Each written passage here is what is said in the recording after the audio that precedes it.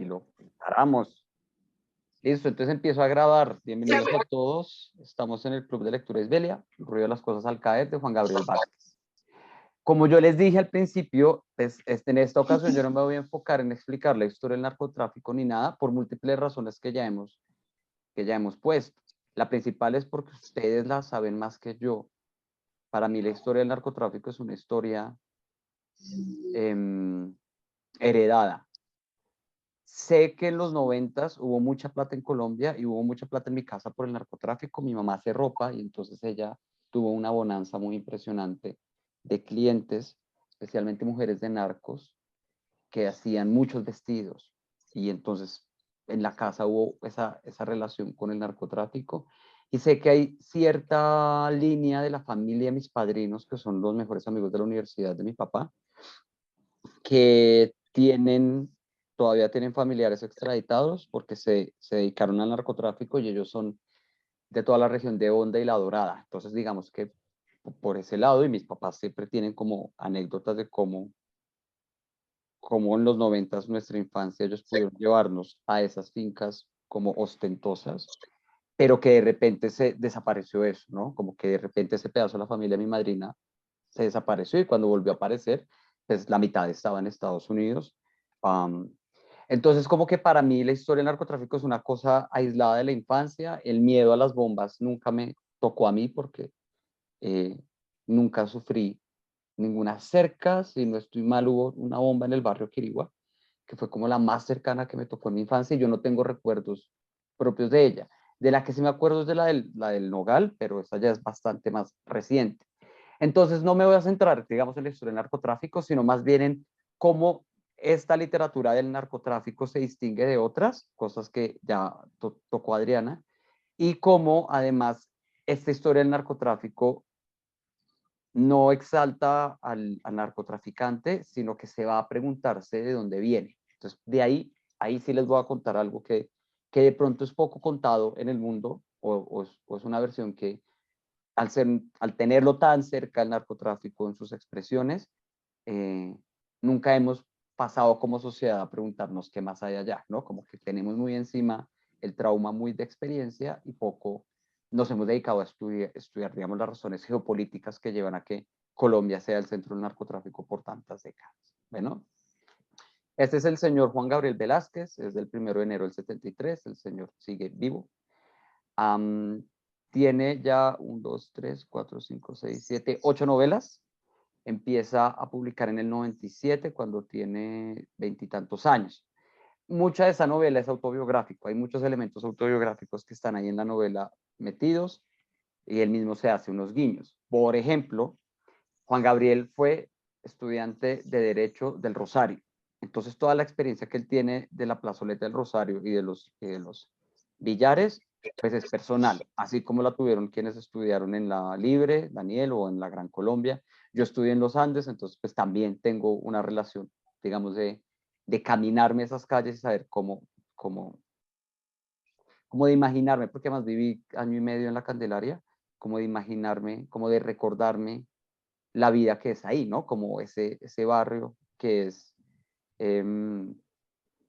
como tan extraño y tan antiguo y tan personalmente bogotano. Wilson, cuéntanos, ¿qué nos quieres decir? Es que esa era una de las dudas que tenía. ¿Alguien reconoce los billares en este momento en dónde quedaban? Yo no Sí, recuerdo bien. claro. Claro, pues yo recuerdo uno. Hombre, si todavía están ahí. Hay unos billares y unos ajedrezes que quedan por la 17, que son los que De yo me acuerdo. parqués y ajedrez, sí. Pues es que no la recuerdo, tengo poca memoria corta. Gordo, vete al Rosario. Y Oh, una sí, vez estás en el Rosario, sales de la puerta del Rosario a mano izquierda, que es por la puerta también que uno coge como a lo que antes era el tiempo. Y por esa vía encuentras una gran parte de los billares. Pero también tú te puedes ir a mano derecha hacia arriba, como hacia la biblioteca Luis Ángel Arango, y ahí también puedes encontrar otros billares, pero los que eran más concurridos por los estudiantes del Rosario eran esos que estaban a mano izquierda. Y el café donde ellos hablan es el café que está a la izquierda de la entrada del Rosario. El Nótese que soy pasaje. rosarista, te puedo describir toda la zona.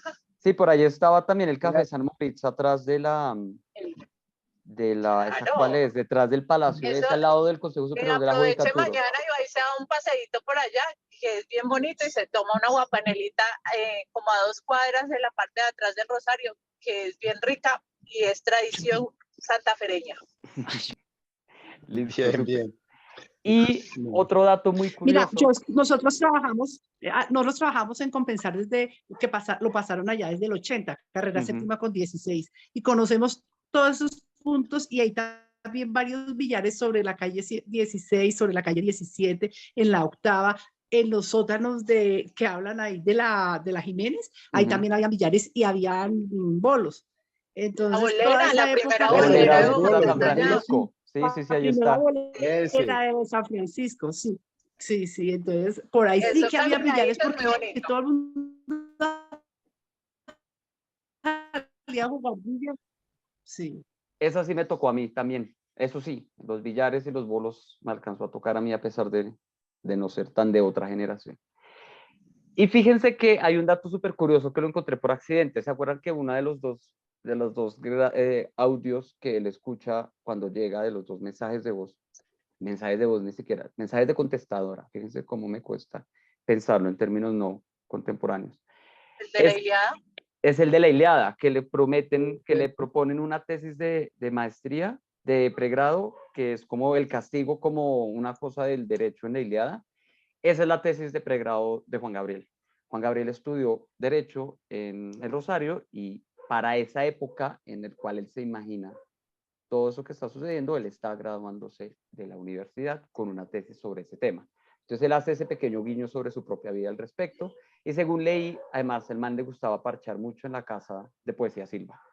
Entonces, pues él tiene su cuota de vida, como de biografía en esa novela. De sus novelas...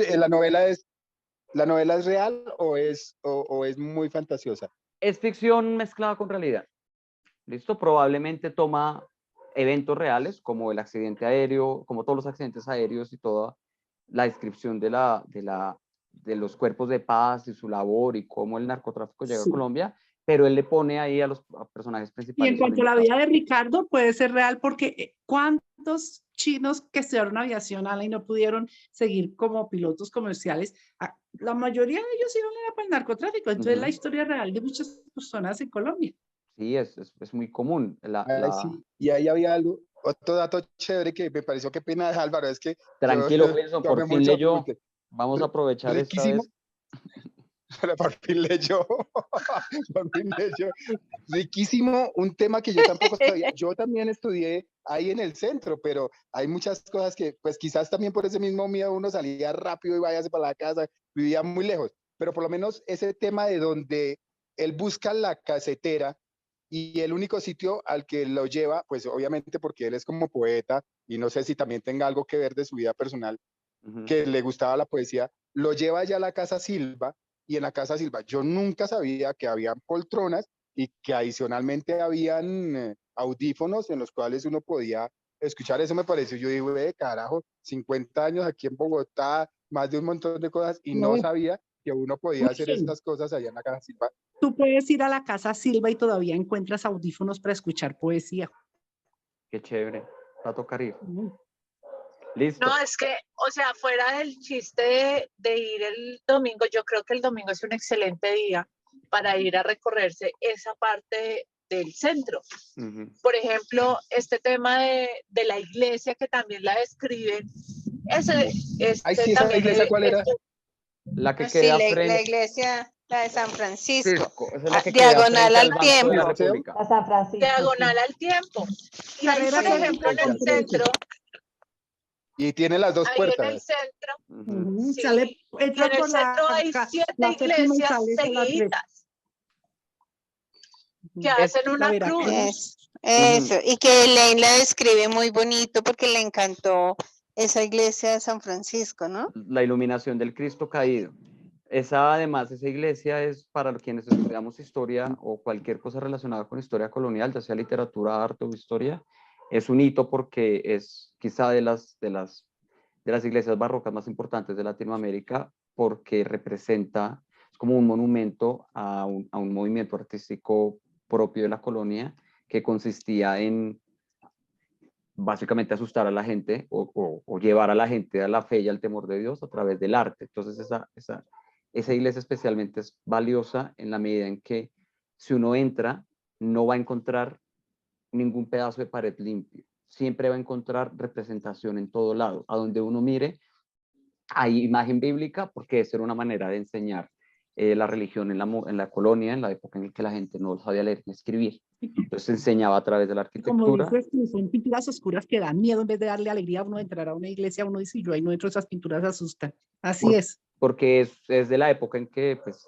la fe se vivía a través del temor. Si yo temo a Dios y a través del temor a Dios que representa el arte, entiendo que debo creer en él, ¿no? Entonces, pues, ese sí es un hito y me encantó. Esa parte me la gocé mucho porque pues yo fui varias veces en la carrera a ver esa iglesia.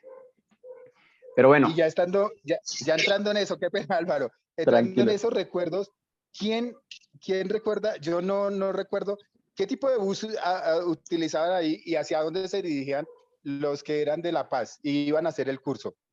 ¿A qué parte ¿Qué tipo de qué, a las afueras, Wilson? a Cotas? No, ¿A Cotas? la universidad no, de ¿la ellos, flota? no, la universidad de ellos queda en Teusaquillo. ¿En Teusaquillo? Sí, yo creo que eso debe ser por la parte de la estación Avenida 39, porque fíjese que Elaine llega a un barrio que ella llama el Hipódromo, que hoy en día Eso. es Galerías. No, Pero no Marsella. era el hipódromo de Techo, sino el hipódromo, era la Casa de la Verde que era al norte, el hipódromo del norte. No, ella No, llega... no, ese hipódromo es el que dice Álvaro. Porque el de Techo queda al sur y ella dice, llegó y se movió hacia el norte. Entonces yo busqué y el hipódromo que el hipódromo de los Andes. No es el de los Andes. No, el hipódromo de los Andes es nuevo. Y el de Techo es al sur. Sí. El único hipódromo que había en Bogotá por ahí era Galerías. Sears, el almacén Sears, tiene la forma y ese lote era donde quedaba el hipódromo. Y al parecer a ella le tocaba caminar de ahí, desde la 24 hasta la Caracas, que era la autopista, para agarrar el bus que la dejaba en el la 34, si no es que era por la 22. Porque en esta época, estos barrios, todo lo que, digamos que ya hoy en día la 22 ya perdió todo, pero esos barrios eran los barrios ricos, fueron los primeros barrios ricos de Bogotá, que se fueron yendo hacia el norte sobre la Caracas y sobre la 13, y para la época en que ella se debe mover para el lado de Teusaquillo, y ahí debe ser la universidad, pues, el centro de estudios donde se entrenaba. Álvaro, había un hipódromo en el Polo Club. Yo viví en el Polo Club todavía. Sí. Ese era el hipódromo y eso lo quitaron de ahí y hicieron el barrio Polo Club, que yo viví ahí muchos años. Ese era el que yo pensé, el que yo me imaginaba, porque era como el que yo conocía. Pero es en 80, pero yo no sé. Pero tiene sentido, sentido porque pues ella se demoraba mucho en el bus, ¿no? Y entonces, claro, y cogía además ahí sí había guerra del centavo. Entonces ya entiendo qué tipo de bus escogía. Sí, tiene más sentido que sea ese, Claudia, gracias. Sí, porque mira que en el año 70 y 72 ya existía Sears, que era el almacén cachetudo de Bogotá. Ah, entonces era en el Polo Club, súper. Y tiene sentido. Puede ser, sí. Tiene sentido porque para que se llame Polo Club es porque alguna vez debe haber habido. Sí, ahí era el Polo, sí. Y eso se lo compró un señor de apellido, era rector de los Andes en ese momento, compró esos terrenos y hizo ese barrio. Ah, muy bien, muy chévere. Impresionante. Listo. El ruido de las cosas al caer todas las novelas de este señor son parecidas. En todas explora un pedazo de la historia casi que personal a través de imaginarse cómo cierto periodo de la historia afectó a la gente del común. Lo que decía yo con Adriana de que a todos les tocó más bien como estas historias neutras del narcotráfico es lo que todas las familias que no estuvieron metidas en el narcotráfico ni eran familias políticas vivieron, o sea, lo de la gran mayoría. Y eso es una manera de crear memoria que es recientemente muy celebrada, que es, dejemos de lado las grandes figuras, a las grandes figuras ya las conocemos, a las grandes figuras ya no sabemos qué inventarles, y más bien miremos cómo este periodo de la historia afectó a la gente del común, no al actor principal, sino a este estudiante de Derecho que termina siendo avaliado este profesor de Derecho que termina siendo avaliado por un accidente.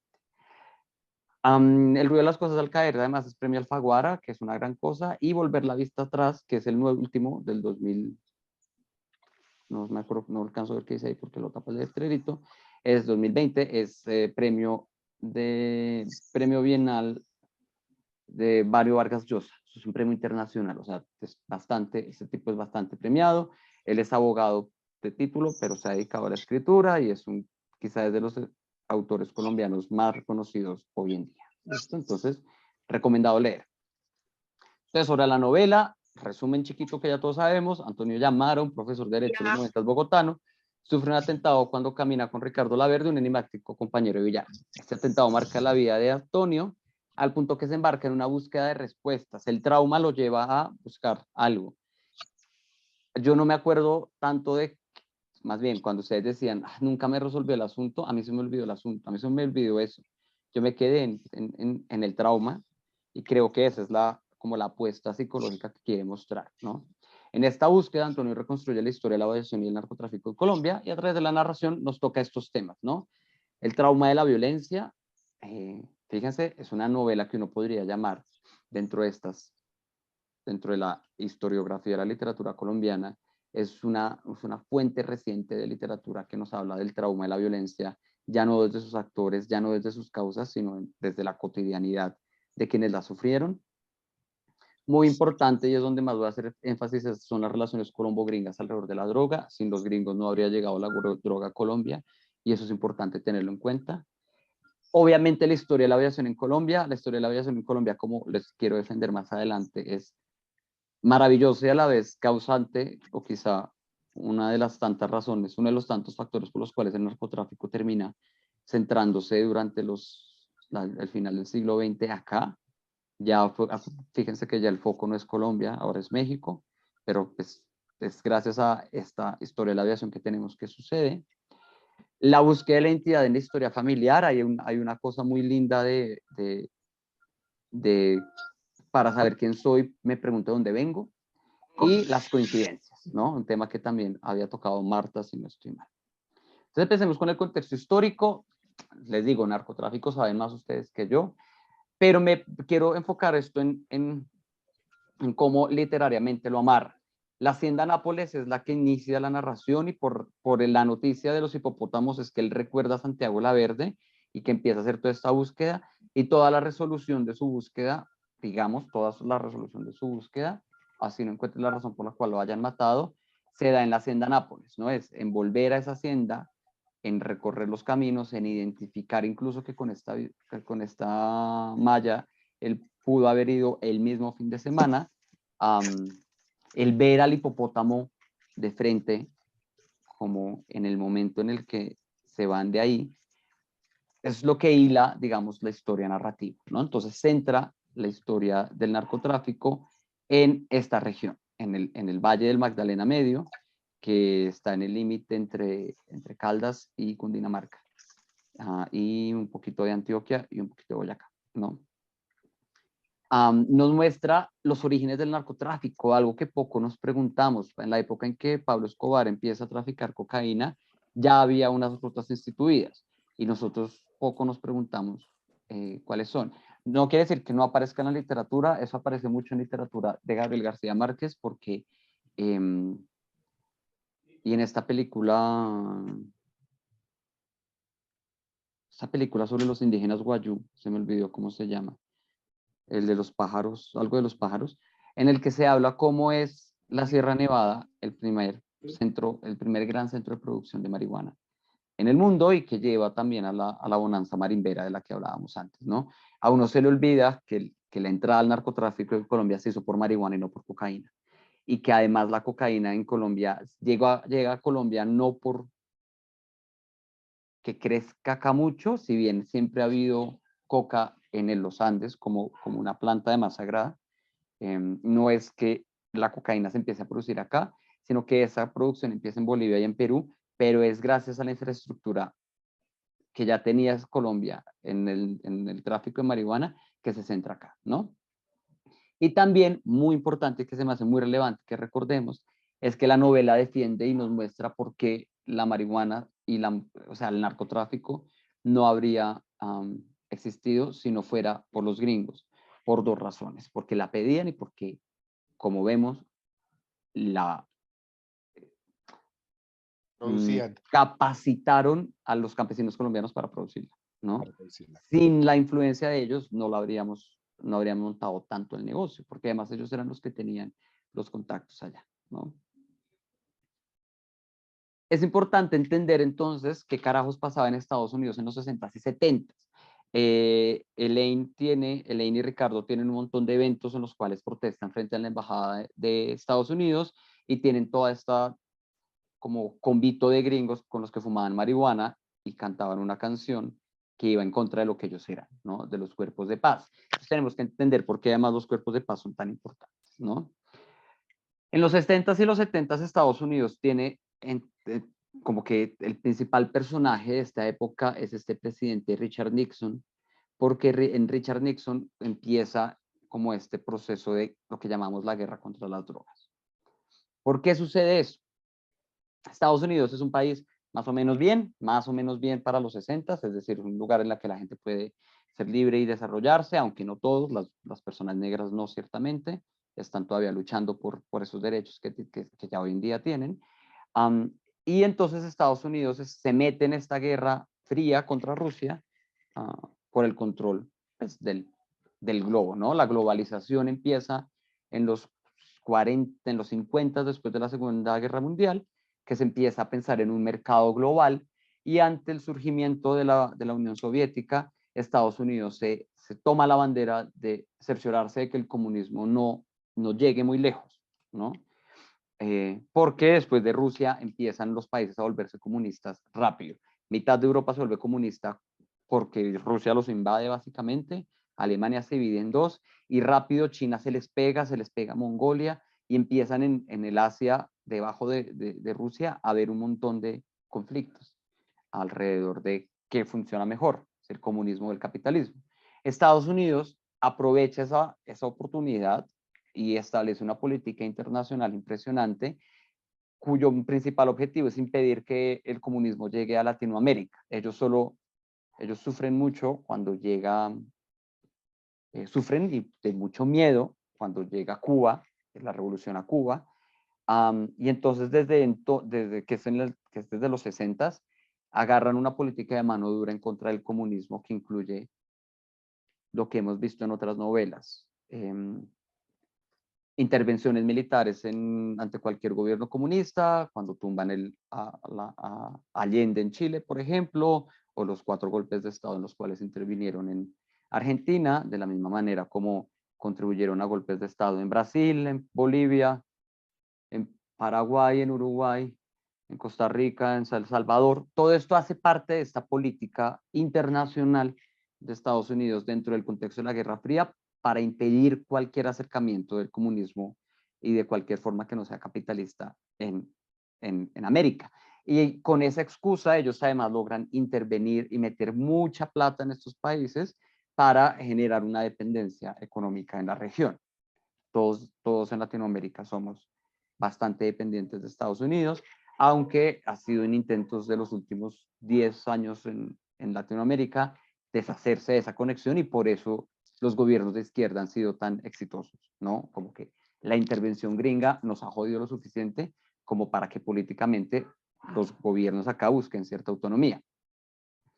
Cuando Elaine llega a Bogotá y se ponen a protestar frente a la embajada, ella está protestando contra la guerra de Vietnam. La guerra de Vietnam es el evento que cambia el juego en Estados Unidos porque hasta ese momento, incluso después de la guerra de Corea, Estados Unidos no participa de hecho bastante en la Guerra Fría, más allá de amenazar y hacer un montón de cosas, ¿no? Manda al hombre a la luna, se inventa la bomba atómica, un montón de cosas, pero la Guerra Fría nunca había tenido una manifestación tan fuerte y de participación tan activa como lo tuvo en la guerra en Vietnam. Para recortarles la historia rápidamente, y ya te doy la palabra, Wilson, Vietnam es un estado que está reclamando independencia de Francia. Francia tiene el control de lo que se llama Indochina francesa, hoy en día Vietnam, Laos, y se me olvidó el otro nombre del país que está por ahí. Con ayuda de China, este pedazo del sudeste asiático logra liberarse y se instala el comunismo. Pero los gringos apoyan mucho a Francia para que no entren a Vietnam y ellos se meten de lleno a pelear contra el régimen comunista de Ho Chi Minh, que quiere en la parte norte, que desde el norte de Vietnam quiere llegar hasta el sur. Vietnam es un país larguito como Chile, piénsenlo. Entonces, que empieza a ir del norte hasta el sur. Y Estados Unidos lucha unos 13 años ahí y lo único que hace es perder. No logran ganar. No logran ganar en parte porque los soldados estadounidenses son muy pendejos para luchar en la selva. Mientras que los guerrilleros y el ejército comunista vietnamita son unos tesos en luchar en la selva. La selva vietnamita es la selva colombiana. Tienen plátano y tienen dengue y tienen todas esas mismas cosas. No tienen montañas tan altas como las nuestras, pero sí tienen el mismo ecosistema, el mismo color, el mismo calor y la misma vaina.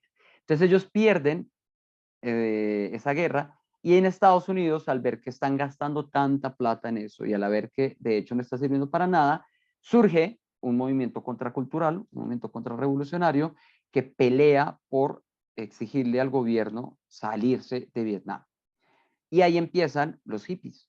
Los hippies surgen de ese contexto y los hippies descubren además, en parte gracias a la guerra de Vietnam, la marihuana.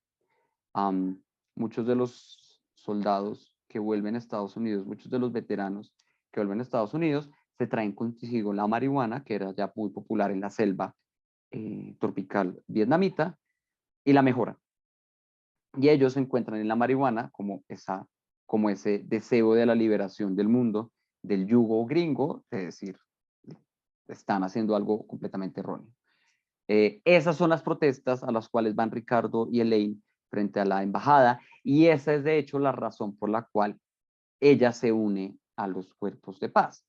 Ella ve que pues, hacer parte, ella lo dice, estoy cansada de este país, como Estados Unidos llegó a esto, y los cuerpos de paz se institucionalizan, se vuelven como el espacio en el cual en los jóvenes inconformes de Estados Unidos sienten que pueden hacer algo para limpiar un poco el daño que ha hecho su gobierno por medio de apoyar el desarrollo de países que no tienen ningún tipo de dinero y pues se vuelven en salvadores del tercer mundo. Wilson, cuéntanos. No, ahí es que eso era lo que yo quería como aportar, porque en el mismo libro ellos salen del país, ellos se vuelven de esos de paz, que es que me olvida cómo se llama. Cuerpos de paz. De los cuerpos de paz. Esos cuerpos de paz, pero ahí dentro del libro narran 5 o 6 cosas que efectivamente los tenían cansados de la intervención que hacía Estados Unidos en eso. Entonces, como tú dices que yo decía, pero ahí en el libro ella sale del país, es porque realmente veía que Estados Unidos intervenía en todo. Y yo lo asimilaba como a lo que pasa ahorita. Ahorita sigue él interviniendo y metiéndose en muchas cosas y pues tendrán razón o no. Cada uno tendrá su parecer al momento. Pero muchos de estos, el tema con Ucrania, el tema con la guerra ahorita, el tema con Israel, con Palestina, todos ellos tienen lo que pasó que quitan y ponen gobiernos me fue al que descabezaron allá por esos otros lados. O sea, ellos intervienen demasiado en eso y eso era como lo que tenía cansados a los mismos muchachos. Entonces yo ahí me fui otra vez al tema de toda esta intervención de ahorita y ellos pues hacen mucho daño con eso. Y nosotros fuimos colateral de ese daño. Colateral no, pues nosotros somos el principal país afectado por ellos. Porque, bueno, fíjense que en parte también los cuerpos de paz se los inventa Kennedy en los 60s para ayudar en esa expansión del capitalismo de una manera humanitaria. La Unión Soviética hacía lo mismo. Uno cuando ve la propaganda chino-soviética del comunismo, ellos lo que hacían era mandar campesinos rusos a China para ayudarle a China a desarrollarse, y luego los mandaban a Vietnam y luego los mandaban al resto de países. En África mandaban también muchos comunistas para ayudar. Entonces Estados Unidos dice, antes de que me ganen, yo voy a crear una institución, que son los cuerpos de paz, que es un ente gubernamental. Todos los trabajadores del ente de paz son representantes de Estados Unidos, representantes diplomáticos, para hacer ese trabajo, y ellos se enfocan en Latinoamérica, ¿no? Y entonces, en los 70s, Richard Nixon en el 73, si no estoy mal, ante toda la crisis de la guerra de Vietnam, especialmente porque muchos de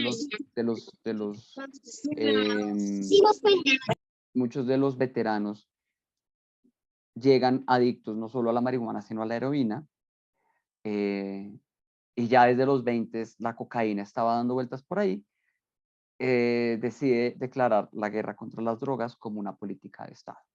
Se vuelve, en el 73, se vuelve oficial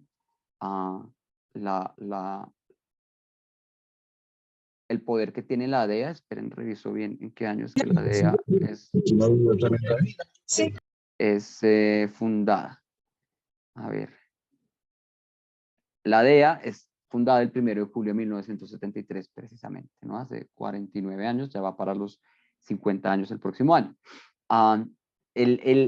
Es Nixon el que decide juntar un montón de trabajo que hacían otras agencias, como agencias para la prevención de la adicción y agencias de aduanas y cosas por el estilo, y centraliza todo ese poder en la DEA, que la DEA es pues, este cuerpo de intervención internacional que su principal objetivo es reducir el consumo de drogas. ¿Cómo lo hace? Por medio de políticas internacionales, tipo el Plan Colombia, ¿no? El Plan Colombia es una de las principales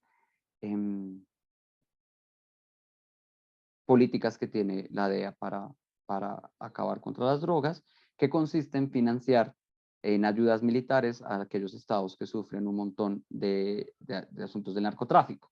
Fíjese que la DEA ha tenido muchas intervenciones. Por ejemplo, en los 90s, ellos bombardean Panamá y se toman Ciudad de Panamá para destituir a un presidente que la DEA descubre que tiene asuntos con el narcotráfico, ¿no? Entonces, que la guerra contra las drogas se vuelve la carta, ya después de que se acaba la guerra o después de que empieza a haber ¿cómo decirlo?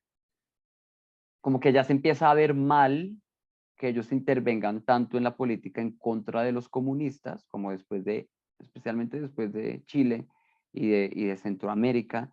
Ellos cambian el discurso, juntan la lucha contra el comunismo por la lucha contra las drogas, y la intervención empieza a ser por ese lado, ¿no?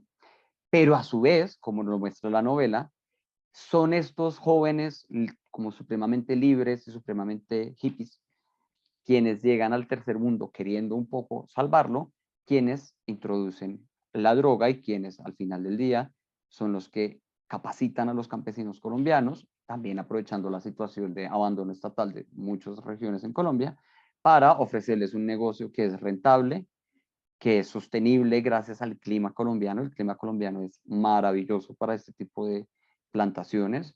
La mejor marihuana por mucho tiempo, antes de la legalización de la droga en Estados Unidos, era la colombiana. Y también pues hace que se mueva todo el tráfico de la cocaína, como les dije, gracias a que estos hippies abren el camino de la marihuana a Estados Unidos. Los peruanos y los bolivianos mueven todos los procesos de plantación y de producción de la cocaína a Colombia, para que Colombia se vuelva la salida a Estados Unidos. Lo más importante y lo que más se le ha peleado a la DEA y a esta política de la guerra contra drogas es que atacan, más bien como que al estar en este marco de política internacional, de intervención, de excusa para impedir lo que ellos no quieren, el comunismo, lo que sea, Estados Unidos siempre ha sido ciego a que el principal problema son ellos, porque son los que más piden. Son el mercado más grande que hay para las drogas y hoy en día se considera que la guerra contra las drogas, pues la ganaron las drogas. Porque el Estados Unidos mismo ya, por ejemplo, ha cedido bastante y ha logrado legalizar la marihuana en muchos de sus estados. La cocaína todavía no está bajo esa discusión, aunque ya hay estados que lo están considerando. Y además, pues hay todo un gasto de los contribuyentes, como de los impuestos de Estados Unidos, que los estadounidenses resienten mucho. Y además, porque los estadounidenses ahora están sufriendo una crisis de droga que no depende de nadie por fuera, ¿no? La crisis de los opiáceos, que es generada por las mismas industrias farmacéuticas gringas, es lo que tiene en vilo en este momento a los estadounidenses. Muchas muertes, mucha violencia, mucho problema. Y son drogas que que de hecho se hacen más que todo en Estados Unidos, se comercializan en Estados Unidos, entonces pues, mucha de la población estadounidense le está diciendo a la DEA como, oiga, ya, olvídese de estar mirando a Latinoamérica y estar diciendo que ellos son los culpables, porque conforme haya demanda, va a haber producción. Entonces, si no atacamos el problema, que son los gringos que les encanta consumir droga, pues la droga se va a producir de otro lado. Así ustedes acaben, así pongan el muro, así Plan Colombia, así maten al Chapo, así lo que sea. Los gringos van a eventualmente a conseguir la droga. Y si no la consiguen por fuera, pues hacen lo que están haciendo ahorita y es volverse adictos a los opiáceos y a producirlos ellos mismos, ¿no? Entonces, esta es la perspectiva de la historia del narcotráfico que a mí siento que nos hace falta en el estudio de la historia colombiana. Cómo el narcotráfico es un asunto global, geopolítico y especialmente americano, gringo, que nos ha generado muchos problemas, porque fíjense que ninguna de esta gente, me parece maravilloso de la novela que lo muestra, pues ellos fuman marihuana, pero ninguna de esta gente es pues capo, ni narco, ni nada, son gente del común que el negocio se les presentó. Entonces, así como a la Verde se les presenta ser un piloto excelente, en un momento en que necesitan excelentes pilotos para que vuelen por lugares peligrosos y se le escapen a la ley, pues así también necesitan un montón de tierra, que la hay, un montón de campesinos, que la hay, y un Estado que abandona y que hace que los campesinos tengan que adquirir, ¿no? Como que nosotros más bien somos un daño colateral, como decía Wilson, el principal daño colateral, más allá de ser un país y una sociedad que somos una sociedad maligna, como ser hiper mega narcos, que esa es la narrativa que además aún existe, ¿no? Uno va afuera del país y todavía, ya menos, pero todavía Pablo Escobar es un referente, todavía se hacen chistes sobre el consumo de la cocaína, etcétera, etcétera. Entonces, me parece que aporta una perspectiva nueva, fresca y relativizante de la gran narrativa del narcotráfico, y por eso se me hace que es una novela que vale la pena leer y que nos salva además de esta historia del narcotraficante como un héroe de los pobres o algo por el estilo. Nos da una versión, digamos, un poco más chévere, que me gustó mucho. Aparte de esto, pues habla de una cosa muy chévere, que es de la historia del transporte en Colombia, de un modo menos explícito, como digo ahí, pero igual de importante, la novela señala cómo la geografía de los Andes, especialmente en Magdalena, ha influido en las formas del transporte de Colombia e indirectamente en el auge del narcotráfico aéreo, ¿no? Como lo cuentan, el río Magdalena fue por mucho tiempo, ahorita les muestro el mapa del río Magdalena, la principal vía de acceso a Colombia, a Bogotá, y la principal vía de acceso al interior de Colombia, porque las montañas son muy jodidas. Nosotros la tuvimos muy difícil para construir ferrocarriles, todavía los ferrocarriles acá ya pasaron su auge y aquí nunca lograron agarrar vuelo precisamente, porque pues las montañas son muy jodidas, nuestras montañas son muy, hijo de madremente, jodidas. Entonces nos toca volar, de modo que la aviación es algo que poco reconocemos como propio, pero que es altamente colombiano. ¿Listo? Fíjense que inicia con una cosa de la aviación de guerra. Él habla de una guerra pequeñita que tuvimos contra el Perú, de la cual nadie se acuerda, de la cual nadie hoy en día habla, pero es en este entrenamiento de la guerra que Colombia descubre su potencial de aviación.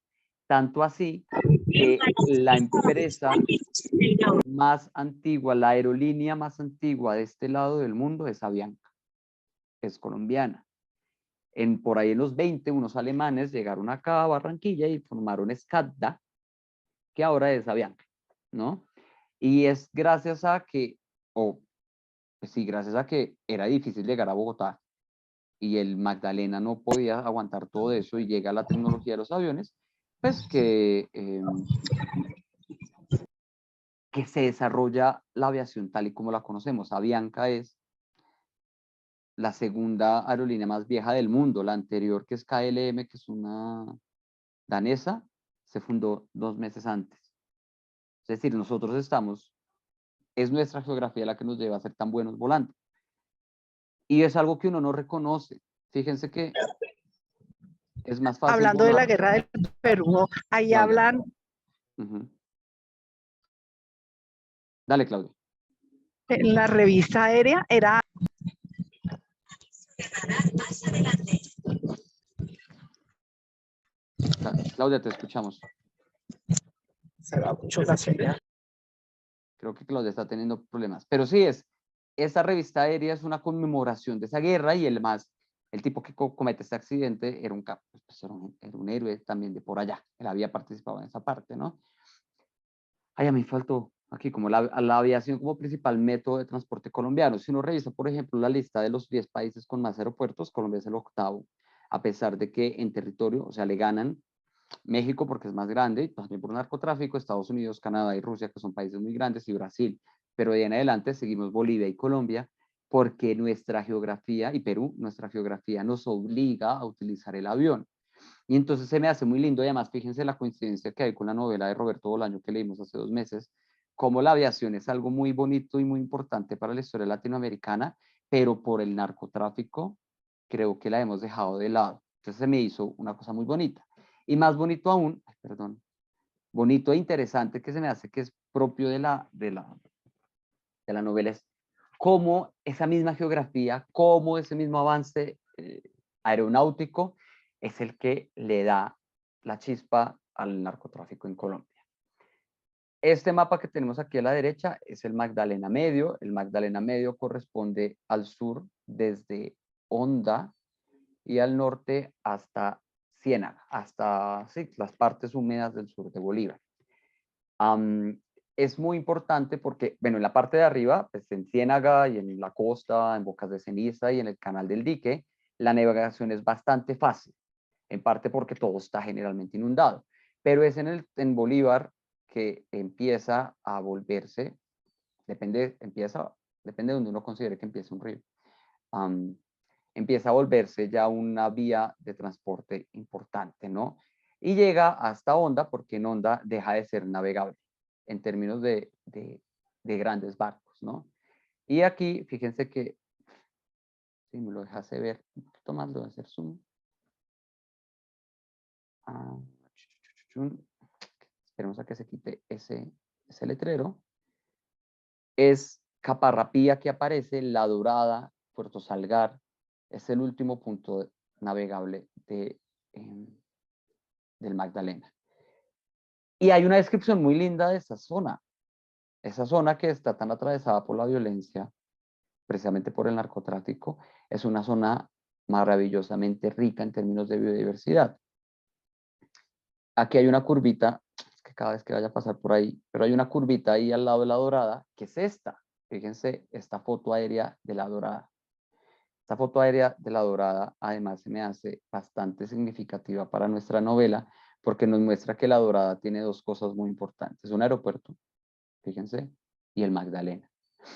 Y es por eso que no es coincidencia que Hacienda Nápoles, aunque no queda en La Dorada, sino en Doradal, que es más arribita, 2 horas más arriba, por aquí. Para quien haya ido, yo nunca he entrado a Hacienda Nápoles, pero he pasado porque he ido en carretera a Medellín, entonces he pasado al frente. Es este valle del río Magdalena el que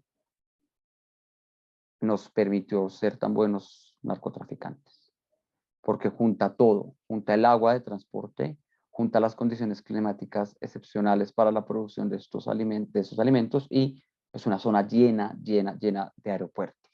Entonces es una parte de la novela que uno como que se le pierde un poco, que uno quizá no reconoce con tanta facilidad, pero que a mí me parece maravilloso, especialmente porque ha habido un renacer también de querer contar la historia de Colombia a través de sus ríos. Trágicamente los ríos en Colombia tienen historias muy fuertes porque son el principal cementerio de la violencia.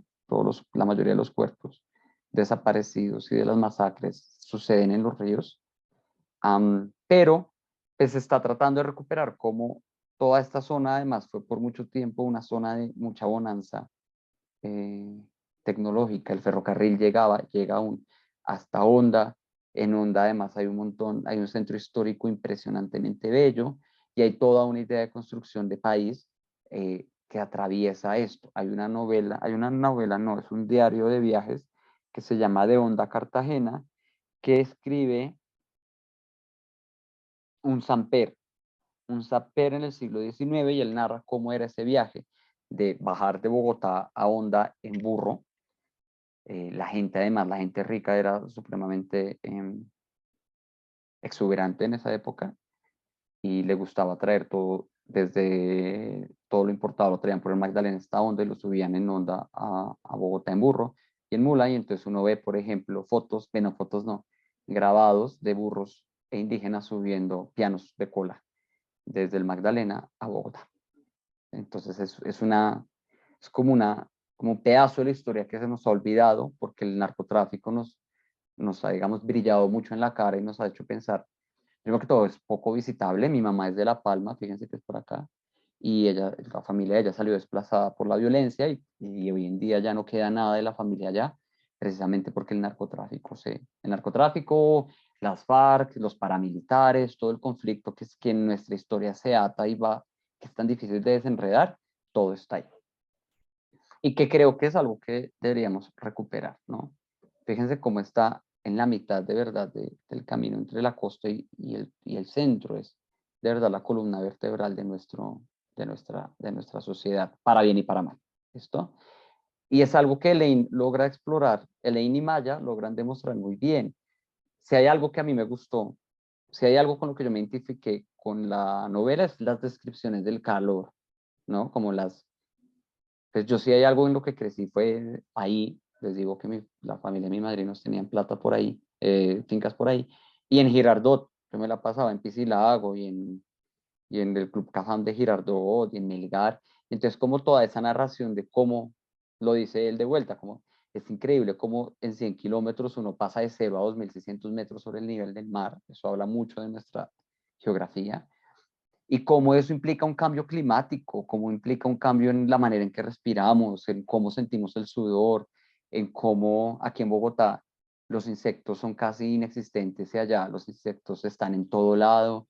Esa experiencia como de la tierra caliente, tan propia del bogotano, tan conflictiva para el bogotano, pero tan necesaria, se me hace que está expresada muy lindo ahí, además me demuestra que es una cosa de toda la vida, como que de toda la vida hemos pasado por esa paradoja de vivir en una ciudad en la mitad de la nada, arriba en la montaña, pero que depende del río, depende del calor, depende de toda esta gente para sobrevivir.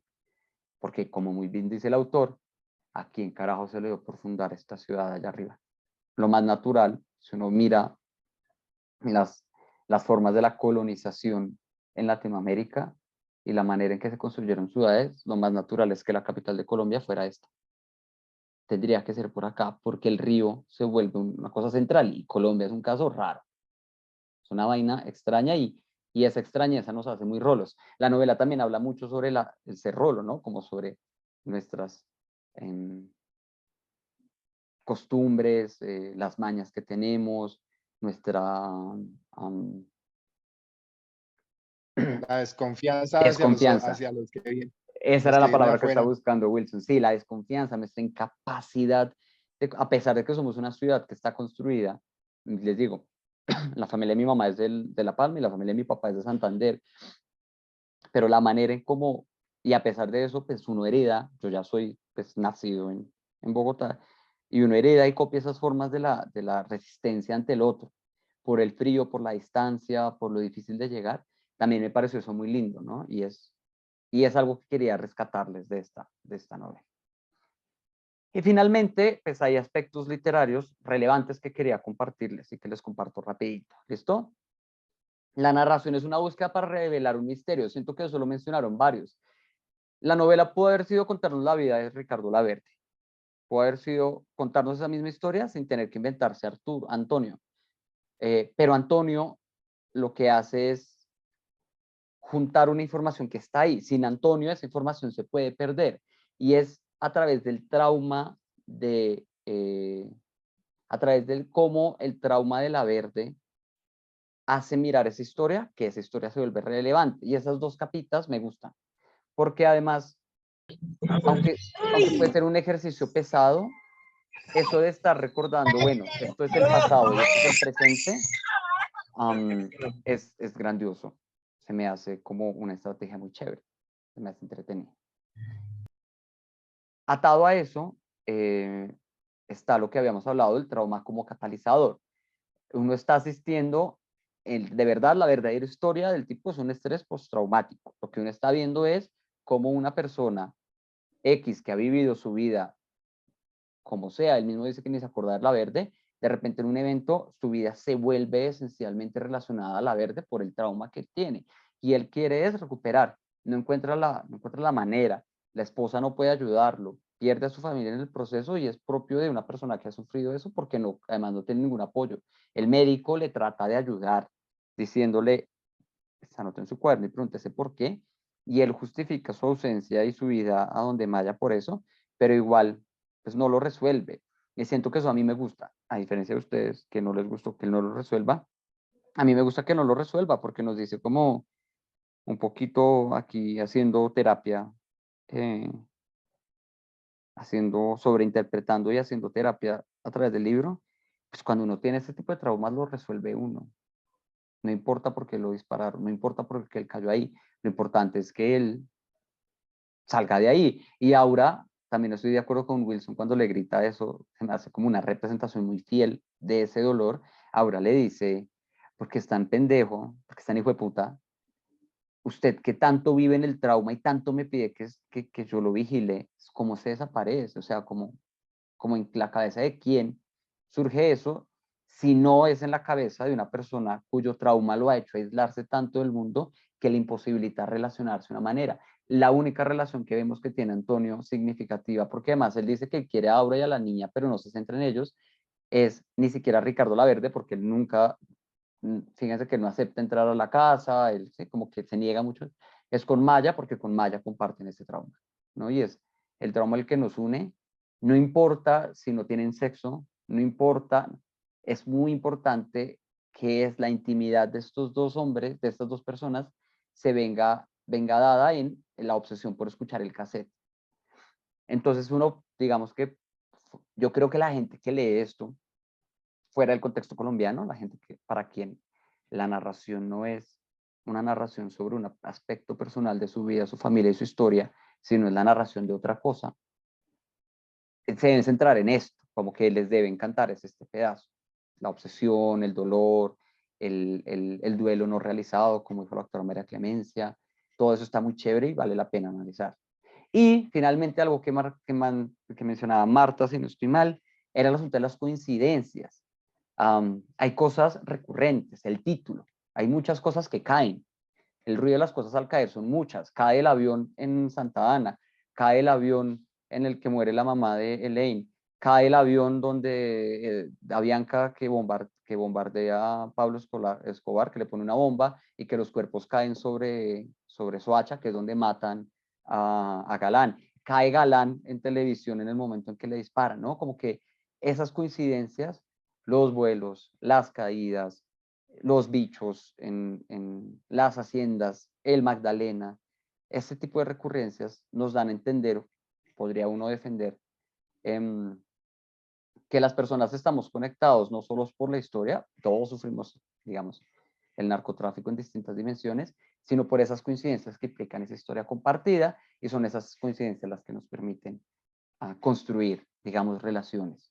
Y esa intimidad que ellos tienen es imposible a menos que tengan todas esas coincidencias. Fíjense cómo ella se obsesiona en ver si ellos fueron el mismo fin de semana.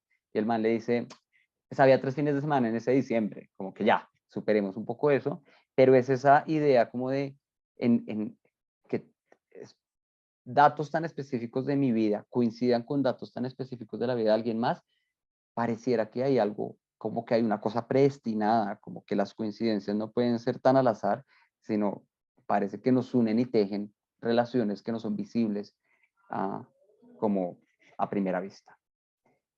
Y eso era lo que les quería contar con esta novela, lo hice súper hiper mega express porque la discusión estuvo muy chévere hoy, me gusta mucho que haya sido así. Y a pesar que no les haya gustado a todos, vean que cuando Wilson lee, y hace bien la tarea. Yo siempre leo. ¿Listo? Entonces, ya la siguiente novela la tenemos elegida. Ya tengo el correo aquí para mandarles el PDF para quien no lo tienen en físico. Acuérdense que tocaba comprarlo desde antes para tener tiempo. Álvaro, una cosita antes. Dígame, Wilson. 2 minuticos. Es un último punto. Hay una partecita al inicio que habla sobre, es que no me acuerdo si es un filósofo o un médico, habla sobre esa línea que divide la juventud de la adultez. Yo pues quería investigarlo, lo que pasa es que al final, entre que sí hacemos el club y no alcancé a leerlo sobre el tiempo. Soy aplicado, soy colombiano. Pero entonces hay una linecita ahí de investigación que yo decía, esta parte también es un dato que bota ahí de un tipo que habla sobre en qué momento se divide la memoria en esa parte de juventud y de adultez. Pero no lo recuerdo bien el apunte ahora, pero pues tenía que hacerlo porque fue algo de lo que habla vale la pena buscarlo porque ese tipo de recuerdos, Wilson, cuando uno se acuerda de las novelas, son las que hacen que las novelas sean significativas.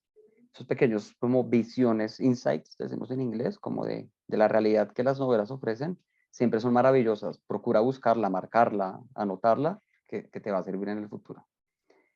Entonces, les decía, vamos a leer la historia del Rey Transparente de Rosa Montero. Ya tengo el PDF, ya tengo el correo, solo me falta definir la fecha. ¿Cuándo nos vemos? Por calendario nos da que es el 24 de septiembre. ¿Todos podemos el 24 de septiembre? El siguiente tendría que ser 1 de octubre. Entonces no sé cuál prefieren. Díganme pues. Yo preferiría el 1 de octubre. Sí, yo también. Yo prefiero el 24 porque el 1 de octubre no ando en Colombia. Rubiela y Daniel. Como vamos a viajar las próximas 3 semanas, sí preferiría el 1 de octubre. Pilar y María Clemencia, ¿cómo les queda el 1 de octubre? Yo no tengo problema, cualquiera de las dos. Sí, el 1 de octubre está bien. Claudia, ¿lo dejamos el 1 de octubre y te pasamos la grabación? ¿O perfecto, sí. Pues trataría, sí. Pero si estoy en alguna casa o en algún sitio. Pero sí, perfecto, no hay problema.